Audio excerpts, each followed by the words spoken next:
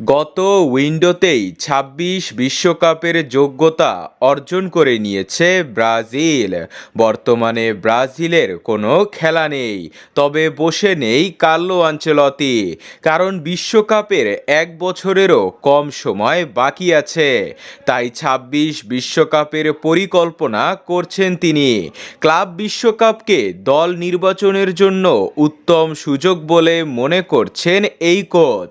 এখান থেকেই বেশ কিছু তারকা খেলোয়াড়দের যত্ন নিবেন আনচেলতি। তাই তিনি যুক্তরাষ্ট্রে আছেন। কোথায় ক্যাম্প করবেন, কোথায় ক্যাম্প করলে সুবিধা পাবেন, এটাই তিনি দেখছেন।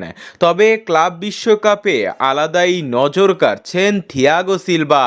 থিয়াগো সিলভাকে দেখলে মনেই হবে না তিনি বুড়ো হয়ে গেছেন।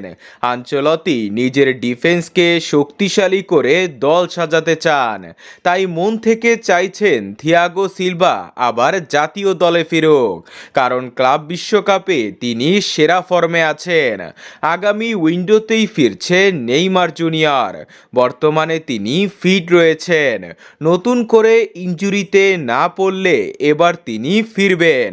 ওদিকে আনচেলতি বলেছেন প্রত্যেক খেলোয়াড়কে তিনি বিশ্বকাপকে সামনে রেখে সুযোগ দিবেন, আর এই সুযোগের অপেক্ষায় আছেন অস্কার। ক্লাব বিশ্বকাপে দারুণ পারফরমেন্স করে আবারও নজরে আছেন ইগোর জেসুস। ফিরতে পারেন ফিলিপে কুতিনহো।